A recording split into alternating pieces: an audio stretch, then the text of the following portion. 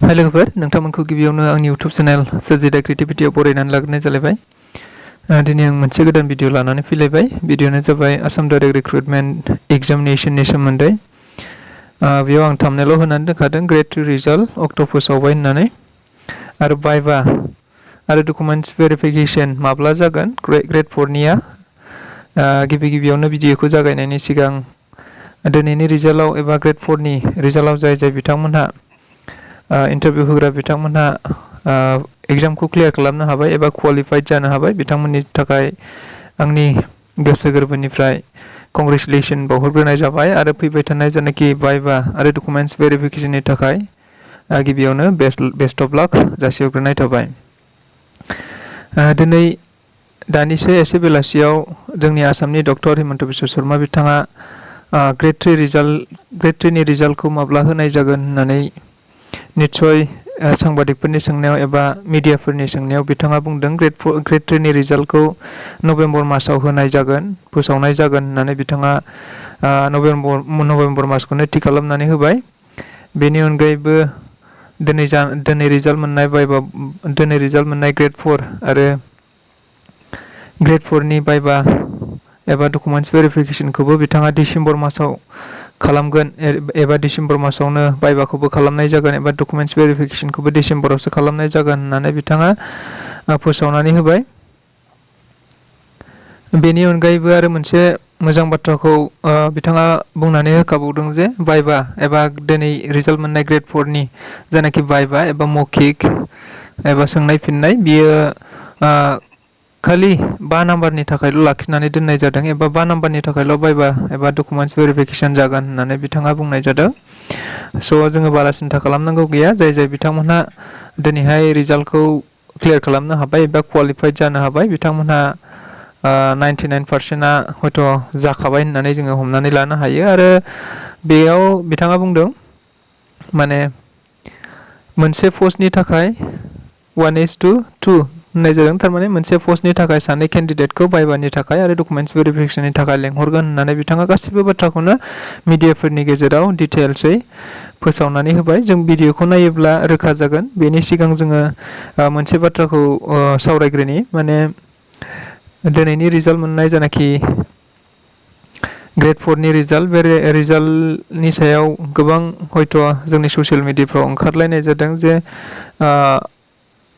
क्वालिफिकेशनखौ लानानै क्लास 8नि थाखाय जाय बिथांमोना पेपार 1 एबा क्लास 8नि थाखाय क्वालिफाइड जाबाय बिथांमोननि क्वालिफिकेशना मा जानांगोन एबा जाय बिथांमोनहा मेट्रिक पासनियाव होदोंमोन बिथांमोनहा क्वालिफिकेशना मा जानांगोन बेखौ लानानै हयथ' गोबाङानो कनफिउजन जानानै दं। नाथाय बेबायदि कनफिउजन जानांगौ गैया। जोङो सिगाङावनो नुखादोंमोन जेब्लानाखि एडभार्टाइज एबा नटिफिकेशन ओंखारखादोंमोन अब्लानो क्वालिफिकेशननि बाथ्राया रोखा होनाय दंखायोमोन जे नैबेयाव नायबा नुयो जोङो आङो स्क्रिनशट खालामनानै लाबोदों जानाखि नटिफिकेशनाव ओंखारनायमोन बेनि क्वालिफिकेशनखौ आं होनानै स्क्रिनशट खालामनानै लाबोदों। बेयाव नायबानो जों रोखा जागोन। नैबेबायदि स्क्रिनशटआ बेयाव अलरेडि होनाय दंखायो। माने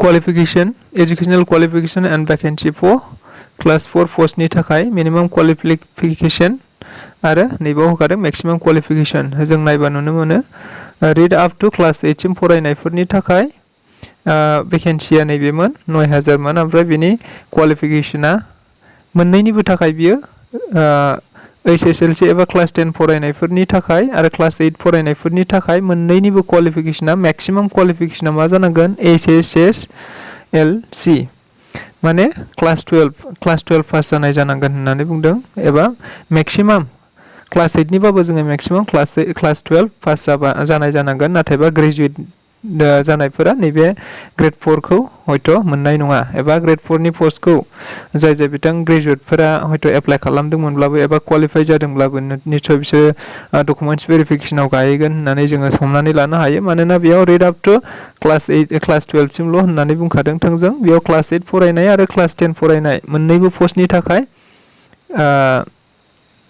क्लास 12 पास जानाय जानांगोन अब्लानो जोङो बे साख्रिखौ मोननो हागोन। आरो जाय बिथांमोनहा बे कनफिउजनखौ लानानै दंमोन निस्सय बिथांमोनहा बुजिबाय आसा खालामदों। स' जोङो दिनै डक्टर हेमन्त बिश्व शर्माया बे आसाम डाइरेक्ट रिक्रुटमेन्टनि रिजाल्टजों सोमोन्दो लाखिनानै जाबायदि मिडियाफोरनि सिगाङाव बुंदों जों बेखौ एसे नायनानै लाबानो निस्सय जोङो रोखा जाजोबगोन। थ' बिदिब्ला जोङो भिडिअखौ नायनि। मौखिक परीक्षा डिसेम्बर माहत अनुष्ठित হ'ব। नवेम्बर माहत तृतीय बर्गर जी परीक्षा आছিলে तार फलाफल দিয়া হ'ব। तार पिछते तृतीय बर्गर स्किल परीक्षा बुली कय आरु चतुर्थ बर्गर मौखिक परीक्षा सेया अनुष्ठित হ'ব। चतुर्थ बर्गत मात्र 5 নম্বৰ मौखिक परीक्षार कारणे থাকিব आरु बाकी मुख्यतः लिखित परीक्षार फलाफले तेओलोकर भाग्य निरूपण करिब। मौखिकत मात्र 5 নম্বৰ থাকিব। এটা পদবীৰ বিপৰীতে দুজনক মৌখিক পৰীক্ষালৈ মতা হৈছে। গতিকে আজি যি ৰিজাল্ট দিছে তাৰ 50% বা 50% যুৱক যুৱতীয়ে শেষত গৈ চাকৰি পাবলৈ সক্ষম হ'ব। आसा खालामदों नोंथांमोना गासिबो बुजिबाय आरो मिन्थिबाय माब्ला थार्ड ग्रेडनि रिजाल्टखौ होगोन आरो ग्रेड 4नि भाइभा बसआ माब्ला जागोन एबा डकुमेन्टस भेरिफिकेसना माब्ला जागोन बेफोर गासिबो बाथ्राफोरखौ नोंथांमोना हयथ' मोन्थिजोब्बाय। स' आंनि भिडिअखौ सिगांनिफ्राय जोबजासिम नायनायनि थाखाय साबायखर बावनाय थाबाय आरो जाय बिथांमोना भिडिअआव गोदान फैदों नोंथांमोना साबस्क्राइब खालामाखैबा चेनेलखौ साबस्क्राइब खालामनानै लागोन होननानै आसा खालामनाय थाबाय। स' गोजोन्थों।